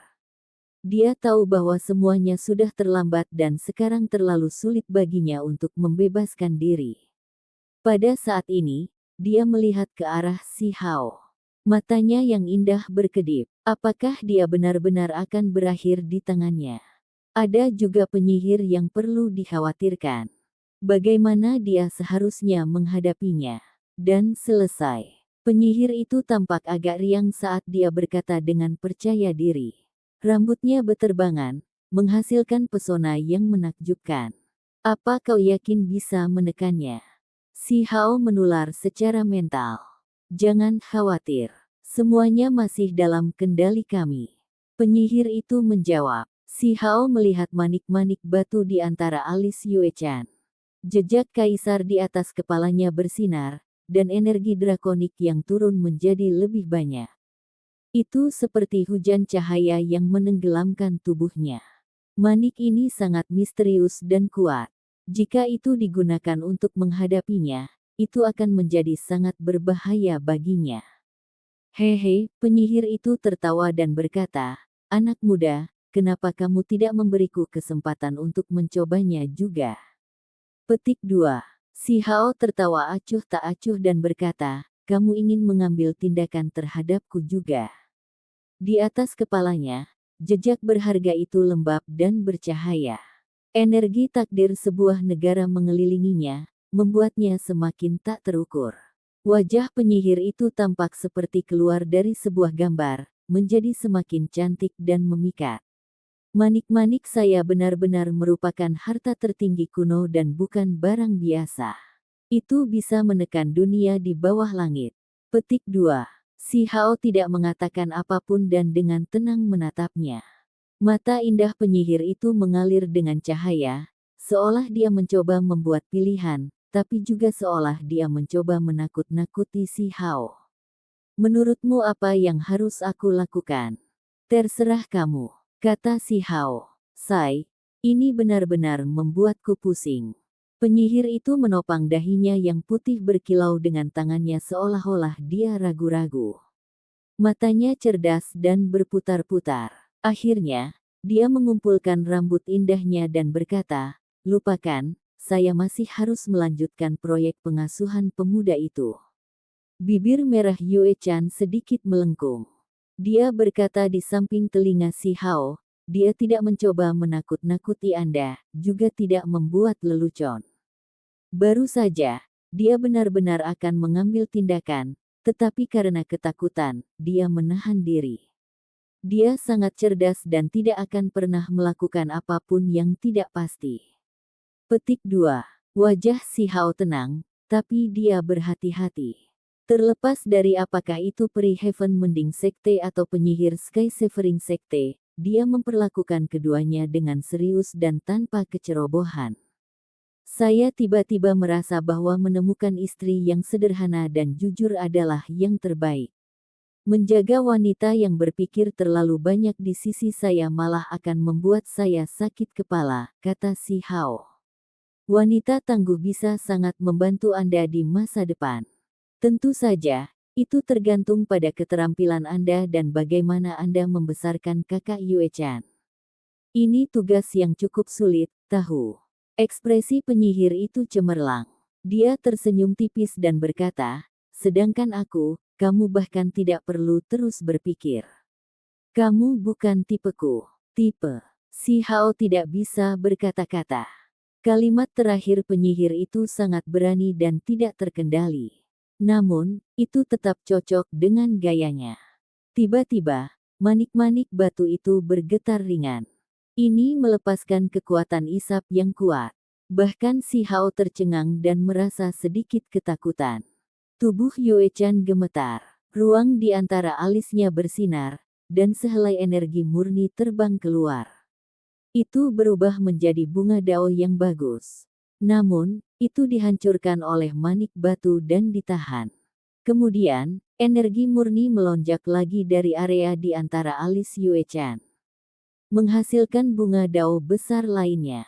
Itu diretas lagi oleh manik batu dan tersedot ke dalam manik. Akhirnya, gelombang energi murni ketiga diserap. Manik ini berputar-putar sebelum kembali ke keadaannya yang kasar dan kuno. Itu kemudian terbang menuju telapak tangan penyihir. Penyihir, kamu benar-benar sesuatu, memotong 3 bunga dariku dan mengambil hasil daoku, kata Yue Chan. Ekspresinya dingin, tapi kata-katanya tenang. Penyihir itu membawa manik batu itu dan dengan hati-hati merasakannya. Dia tiba-tiba mengerutkan kening dan berkata, Yue Chan, kamu benar-benar tangguh, tidak menjatuhkan kewaspadaanmu bahkan pada saat ini. Kemudian, dia memberi petunjuk ke arah Si Hao, dan keduanya meninggalkan lautan kesadaran yang murni dan kuat ini. Segera setelah itu, bintik-bintik cahaya beterbangan. Si Hao dan roh primordial penyihir terbang keluar dan dengan cepat kembali ke tubuh mereka. Keduanya berdiri dari tanah. Di saat yang sama, Yue Chan juga membuka matanya. Kali ini, roh primordialnya disegel, jadi dia benar-benar kehilangan metode terakhirnya. Dia tidak lagi memiliki kartu truf yang sebenarnya. Penyihir, apakah Anda mendapatkan misteri terbesar dari Sekte Pengawas Surga? Si Hao bertanya. Aku tidak. Penyihir itu menggelengkan kepalanya dan dengan ringan mengatupkan giginya. Matanya dalam saat dia melihat Yue Chan. Anda benar-benar tegas, membatasi jejak Anda sendiri. Kamu jelas-jelas memperoleh hasil daoku dan memperoleh apa yang kamu inginkan, namun kamu masih menyalahkanku. Anda hanya tidak ingin membaginya dengan Si Hao, kan? Kata Yue Chan. Omong kosong. Anda menempa jejak ilahi dan tidak membiarkan manik-manik batu memotong misteri yang mendalam itu. Ekspresi penyihir itu tidak menyenangkan, dan dia mengungkapkan niat membunuh untuk pertama kalinya. Apakah kamu benar-benar berpikir bahwa aku tidak berani membunuhmu? Si Hao mengelus dagunya dan berkata, aku ingin sedikit meneliti teknik memperbaiki surga, juga naga sejati, transformasi Phoenix abadi dan hal-hal seperti itu. Siapa di antara kalian yang bisa menunjukkan sedikit untukku? Petik 2. Kamu memotong 3 bunga dao besar dariku dan mendapatkan segalanya. Namun sekarang, kamu masih ingin mengambil sikap seperti ini, Yue Chan menggelengkan kepalanya. Yue Chan, kamu harus menyerah pada rencana. Sebagai tawanan, Anda harus tahu tempat Anda. Penyihir itu berbicara. Di dalam tangannya yang indah, manik batu bersinar dan akan segera diaktifkan. Anda menekan jejak Anda sendiri dan menyembunyikan semuanya di dalam jejak asal. Jangan paksa aku merebutnya. Petik 2. Tiba-tiba, simbol muncul dari semua sisi dan menutupi area ini. Ada formasi di formasi. Setidaknya ada 5 lapisan, dan semuanya adalah bentukan dewa. Tempat ini benar-benar terkunci. Siapa dari kalian berdua yang bisa mengajariku teknik yang berharga? Si Hao dengan tenang bertanya. Episode ke-525, dengan judul Ibu Mertua dan Menantu. Langsung ke dalam alurnya. Si Hao berdiri di tengah medan perang. Garis demi garis energi keberuntungan naik, menenggelamkannya ke dalam dan mencegah semua teknik mengkontaminasi tubuhnya. Banyak formasi diaktifkan di sekitar mereka, dan fluktuasi yang intens muncul keluar. Setiap inci ruang dipenuhi dengan simbol dewa, yang sepenuhnya menutup tempat ini. Ekspresi penyihir menjadi serius. Dia secara naluriah mundur, dan setelah melihat sekeliling, alisnya sedikit mengernyit. Dia merasakan firasat yang sangat buruk dan berkata dengan lembut, Little Stone, apa yang kamu coba lakukan? Aku hanya takut Peri Yue Chan akan mencoba melarikan diri, jadi aku menyegel tempat ini untuk melindungiku. Si Hao berkata dengan agak tenang. Pakaian putih Yue Chan seperti dunia lain. Ketika dia mendengar ini, dia tertawa dengan acuh tak acuh. Bibirnya sedikit melengkung, seolah dia bukan tawanan dan malah merasa agak rileks. Dia cukup puas dengan hasil ini. Penyihir itu menggertakkan giginya karena marah. Pancaran seperti mutiara berkedip keluar. Si Hao, kami selalu bekerja sama dengan menyenangkan. Apa kau benar-benar akan mengambil tindakan melawanku hari ini? Petik 2. Bagaimana bisa? Kami berdua terkoordinasi dengan sangat baik, dan hubungan kami begitu baik sehingga secara praktis kami adalah keluarga. Aku pasti tidak akan memperlakukanmu dengan buruk. Si Hao berkata dengan benar. Pah, siapa yang seperti keluarga denganmu? Penyihir itu membuka mata sucinya dan menilai sekelilingnya. Kamu benar-benar membuatku sakit hati. Apakah hubungan kita tidak cukup baik? Saya hanya menggunakan bahasa kiasan. Si Hao tersenyum. 5 formasi bersinar bersama. Dia percaya bahwa bahkan jika sekelompok ahli tertinggi mengambil tindakan, mereka tetap tidak akan bisa membantai jalan keluar mereka. Si Hao, cepat dan lakukan gerakanmu untuk menangkap penyihir itu. Dia sangat licik, dan metodenya banyak. Jika tidak, dia mungkin akan kabur. Peri Yue-chan tersenyum tipis. Bahkan sebagai tawanan dan dalam situasi seperti ini, baginya untuk tetap bisa tersenyum membuktikan ketenangan dan kondisi pikirannya saat ini. Dia benar-benar luar biasa. Ekspresi penyihir itu tidak menyenangkan. Dia menatap si Hao dan berkata, "Batu kecil, aku membantumu menangkap peri yang sangat cantik, dan memanggilnya gadis paling cantik di dunia ini tidak akan terlalu jauh dari kebenaran, namun beginilah caramu memperlakukanku. Gadis ini belum menikah denganmu, namun kamu akan berpihak padanya. Itu benar-benar membuatku, sebagai temanmu, sakit hati." Petik 2. Jangan salah paham. Saya tidak menggunakan ini untuk berurusan dengan Anda. Saat ini, saya hanya ingin sedikit meneliti teknik memperbaiki surga serta berbagai transformasi naga sejati dan Phoenix abadi. Siapa dari kalian berdua yang bisa mengajariku? Si Hao tampaknya terpaku untuk mendapatkan teknik yang berharga. Ada begitu banyak simbol sehingga tempat ini tampak seperti konstelasi yang berkedip-kedip. Mereka memenuhi setiap inci dari tempat ini dan melindungi daerah ini, membuat orang lain tidak mungkin bisa keluar. Pada saat yang sama, segel giok di atas kepala si Hao menjadi lebih mempesona. Bintik-bintik cahaya warna-warni terbang dan energi drakonik melonjak. Seolah-olah semua keberuntungan alam dari 9 langit dan bumi ke-10 dikumpulkan di sini untuk melindungi tuan mereka. Harus dikatakan bahwa di istana kekaisaran ini, jejak kaisar manusia adalah harta tertinggi yang dapat menekan segalanya. Itu berisi kekuatan sebuah negara dan saat ini mendukungnya. Si Hao, saya tidak mendapatkan misteri mendalam dari sekte memperbaiki surga. Jika Anda menginginkannya, maka kami masih harus bekerja sama dan berurusan dengan Yue-chan. Petik 2. Kata penyihir itu, kamu jelas mendapatkan hasil dauku, namun kamu masih bertingkah seperti itu. Anda hanya tidak ingin membagikannya dengan si Hao. Yue-chan menggelengkan kepalanya. Kedua wanita itu adalah 2 mutiara yang tak tertandingi. Mereka adalah keindahan paling menakjubkan dari 8 wilayah. Tidak hanya cantik, mereka juga sangat kuat. Mereka memiliki kedalaman yang tidak bisa dilihat orang lain, dan saat ini, mereka berdiri di sisi yang berlawanan. Si Hao, jika Anda menangkapnya, saya akan mengajari Anda teknik yang berharga. Yue-chan tiba-tiba berbicara.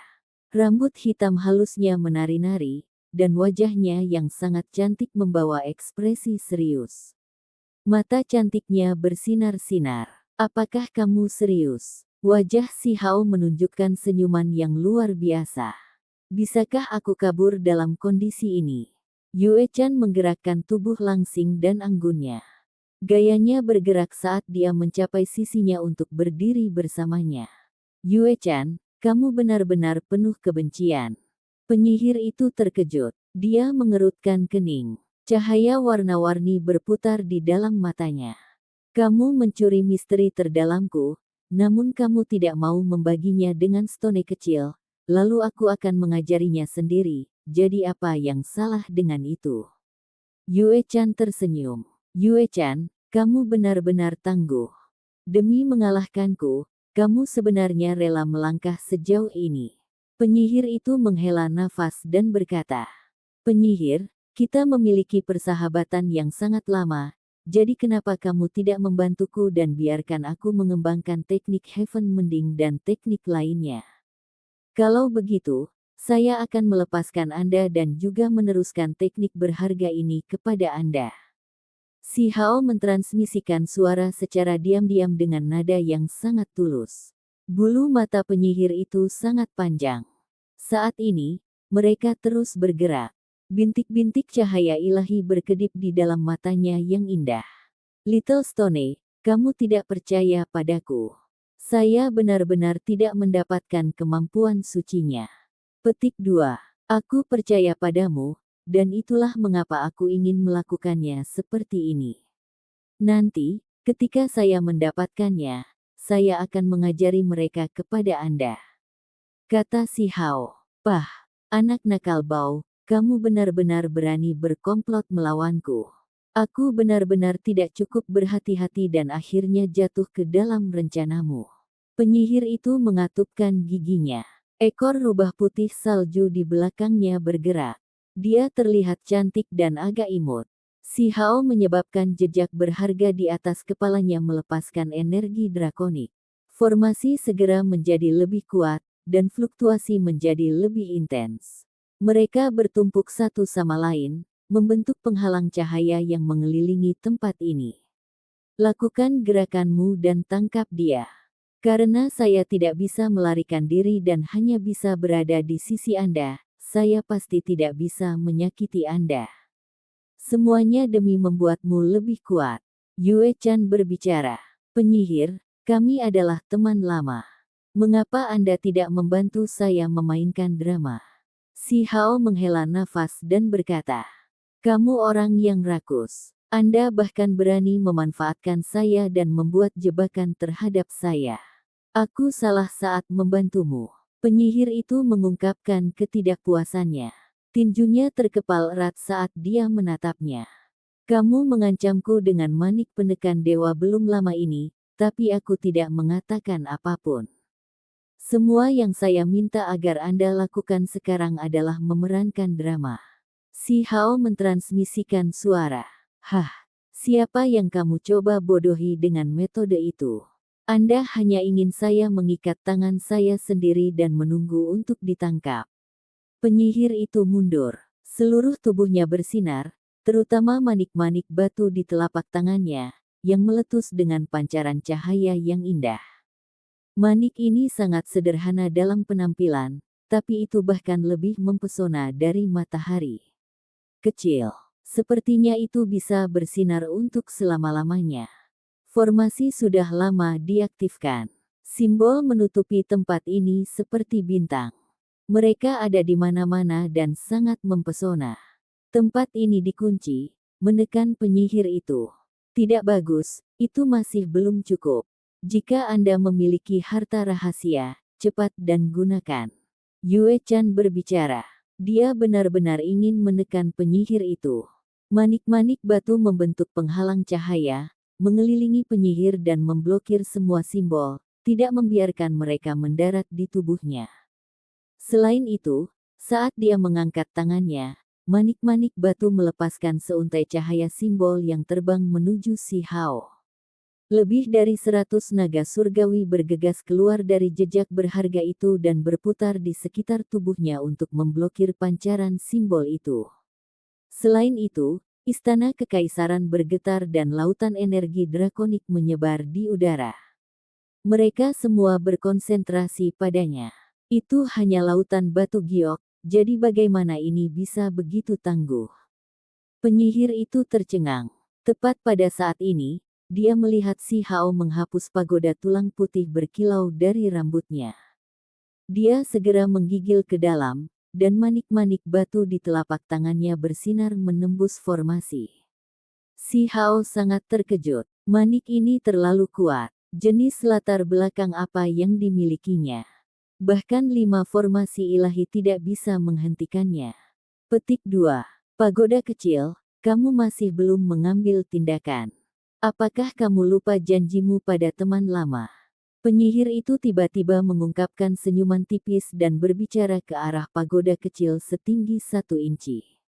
Pagoda kecil putih bersih tetap diam di dalam rambut si Hao. Itu tidak menunjukkan reaksi apapun. Si Hao mendesaknya, tetapi itu tetap membatu. Penyihir itu sangat anggun, seolah-olah dia adalah peri yang berjalan di atas riak. Dia mundur ke kejauhan seringan bulu dan melambai ke arah si Hao, berkata, "Anak muda, kamu masih belum cukup baik." Si Hao tercengang. Pagoda kecil dan penyihir itu punya rahasia di antara mereka.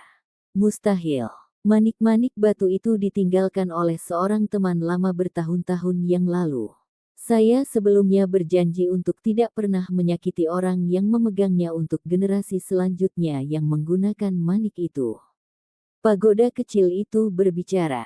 Tampaknya agak frustasi dan kesepian. Ini, si Hao tidak bisa berkata-kata. Kemudian, dia tertawa terbahak-bahak dan berkata, "Sepertinya kita benar-benar pasangan yang cocok di surga. Lihat, bahkan artefak magis kita memiliki beberapa koneksi." Petik 2. Hah, kamu baru saja berencana melawanku, tapi kamu masih berani mengatakan hal seperti ini. Penyihir itu menatapnya dengan jijik. Kamu berani mengatakan bahwa kamu akan menindasku dengan manik penekan dewa saat kita berada di dalam kesadaran Yue Chan. Jika bukan karena fakta bahwa Anda merasa khawatir, Anda sudah mengambil tindakan sejak lama. Si Hao melengkungkan bibirnya. Dengan ini, dia mengklaim bahwa mereka seimbang. Kulit penyihir itu sama tebal dengan kulit si Hao sehingga dia secara alami tidak akan mengakui untuk menekannya. Dia terus menuntut kompensasi. Kamar selir kekaisaran ini adalah hadiah saya untuk Anda selama Anda bersedia untuk tetap tinggal. Kata si Hao sambil tertawa nakal. Pah, sudah lama saya katakan bahwa Anda bukan tipe saya. Lain kali, saya pasti akan memukul Anda. Penyihir itu sangat berhati-hati. Dia menggerakkan ekor putih saljunya dan berubah menjadi seberkas cahaya yang mengalir saat dia bergegas keluar dari istana kekaisaran. Sementara itu, pagoda kecil juga lenyap, mengikutinya. Sambil menghela nafas, dia ingin memahami situasinya. Pagoda bodoh tanpa kesetiaan. Pagoda yang indah. Si Hao berteriak, "Anak muda, kamu harus terus bekerja keras. Anda masih menjadi bagian dari proyek pengasuhan saya." Di luar istana, penyihir itu tertawa dan kemudian menghilang. "Saya sudah lama mengatakan bahwa dia sangat berbahaya. Kali ini, kamu tidak jatuh ke dalam rencananya, tapi lain kali, kamu mungkin tidak seberuntung itu," kata Yue Chan. Dia sangat menyesal karena mereka tidak bisa membuat penyihir itu tetap tinggal. Dia berkilau seperti batu giok dan kecantikan yang luar biasa. Jenis keindahan ini milik surga, dan jenis kesendirian dan keterpisahan itu dipelihara setelahnya. Seluruh keberadaannya begitu murni sehingga tidak bisa dihujat. Tentu saja, ini tidak berguna melawan si Hao. Dia menepi peri di sisinya dan berkata, "Calon istri, ajari aku beberapa teknik yang berharga." Yue Chan tidak berdaya. Di depan orang lain, temperamennya yang jauh akan membuat orang lain memperlakukannya dengan sangat hormat, dan tidak ada dari mereka yang berani bertindak seperti ini. Sayangnya, orang di depannya ini berkulit terlalu tebal. Meskipun dia tidak merasa sedih atau takut, dia masih merasa sulit untuk tenang dalam hati.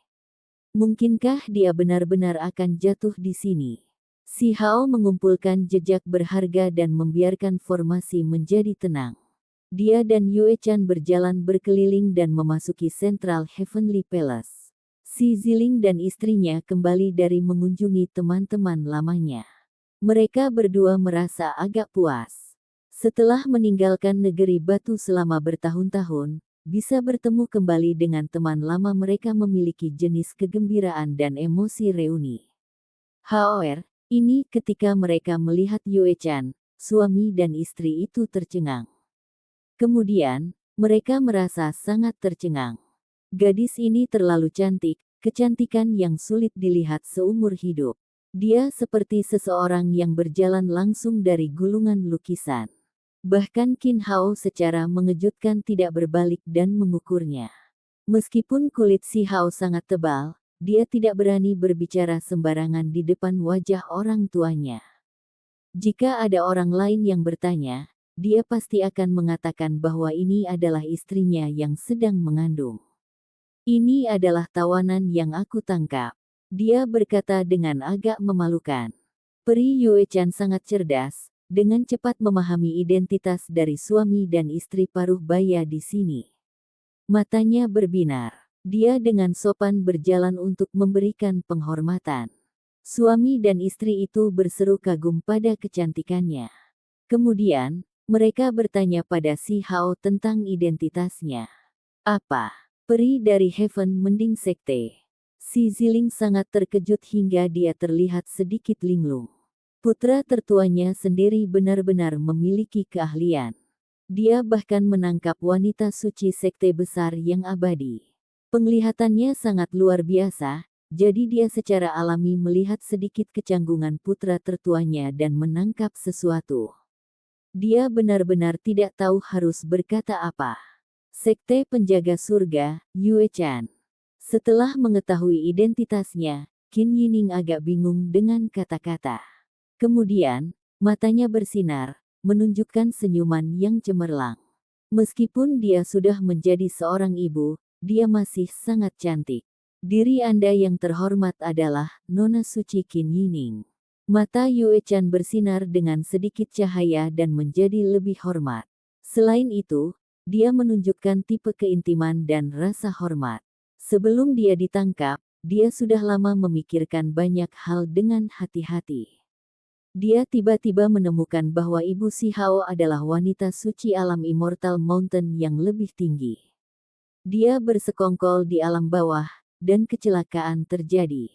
Apakah Anda bayi perempuan yang menciptakan banyak tanda ajaib saat lahir? Yang membuat matahari surgawi kehilangan sinarnya dan bintang-bintang bersinar sangat cemerlang. Semakin Qin Yining memandang Yue-chan, dia merasa lebih dekat dan lebih puas. Senior, kamu tahu tentang aku. Yue-chan mengungkapkan senyum tipis yang sedikit berbeda dari biasanya. Bagaimana mungkin saya tidak mendengar tentang Anda? Sebelum saya turun ke alam bawah, saya kebetulan mendengar tentang hal-hal ini. Aku bahkan pergi ke sekte memperbaiki surga sebelumnya hanya untuk melihatmu. Anda benar-benar anak perempuan yang suci dan diberkati. Qin Yining menepi tangan Yue-chan. Diri Anda yang terhormat, wanita suci, juga mempesona saat itu. Saya juga mendengar banyak legenda tentang Anda. Aku selalu ingin bertemu denganmu. Semakin banyak Yue-chan tersenyum, semakin manis penampilannya. Dia mulai mengobrol bahagia dengan Ibu Si Hao. Wajah Si Hao benar-benar tertekan. Dia benar-benar merasa sedikit tidak berdaya. Bagaimana seorang tawanan bisa merasa sedekat ini? Itu membuatnya merasa agak malu. However, bagaimana kamu bisa memperlakukan Yue-chan dengan sangat kasar? Mengapa Anda tidak terburu-buru dan menebus kesalahan? Qin Yining menjentikkan dahinya dan mengungkapkan ketidakpuasannya. Temperamen Yue-chan luar biasa dan sangat indah. Dia berinisiatif untuk mengobrol dengan Qin Yining dan lebih dekat dengannya. Ketika dia melirik Si Hao, dia secara tidak sengaja memiliki senyum tipis di sudut matanya dan ujung alisnya. Ibu, Si Hao bingung. Hubungan Heaven, Mending Sek dan Immortal Mountain cukup baik. Yue-chan tersenyum manis. Dia cocok dengan Qin Yining, dan mereka berdua menjadi sangat dekat. Dia sekarang merasa bahwa dengan hubungan antara dua sekte, dia harus bisa membebaskan dirinya sekarang. However, di masa depan, kamu tidak bisa menggertak Yue Chan. Qin Yining memelototi Si Hao. Kapan aku melakukan itu? Si Hao tidak mau menerima ini. Mungkinkah dia benar-benar harus melepaskan peri Yue Chan? Alis hitam Yue Chan yang lebat mengendur, memperlihatkan senyuman tipis. Dia menatap Si Hao sekilas, merasa semakin nyaman. Pada saat itu, suasana hatinya terasa seperti segera menjadi lebih cerah. Senyumannya semakin manis. Dia memegang lengan Qin Yining, dan ketika mereka berdiskusi dan tersenyum, dia seperti anak manja yang berbicara dengan seorang senior, menyelesaikan menggulingkan penampilan dan karakter sebelumnya. Qin Yining mengangguk dan berkata sambil tersenyum, however, ketika kalian berdua menikah, kalian pasti harus memperlakukan satu sama lain dengan hormat. Aku dan Yue Chan adalah roh yang sangat akrab, dan aku sangat menyukainya. Mengapa kita tidak mengadakan upacara pernikahan lebih awal? Petik 2. Ya. Senyum Yue Chan langsung membeku. Mengapa dia akhirnya mendengar kalimat ini? Si Hao juga menatap kosong. Ketika dia melihat cahaya cerdas di mata ibunya yang bersinar dengan pancaran luar biasa, dia benar-benar tidak tahu apa yang harus dia katakan. Sampai jumpa di episode selanjutnya. Selamat beraktivitas dan sampai jumpa.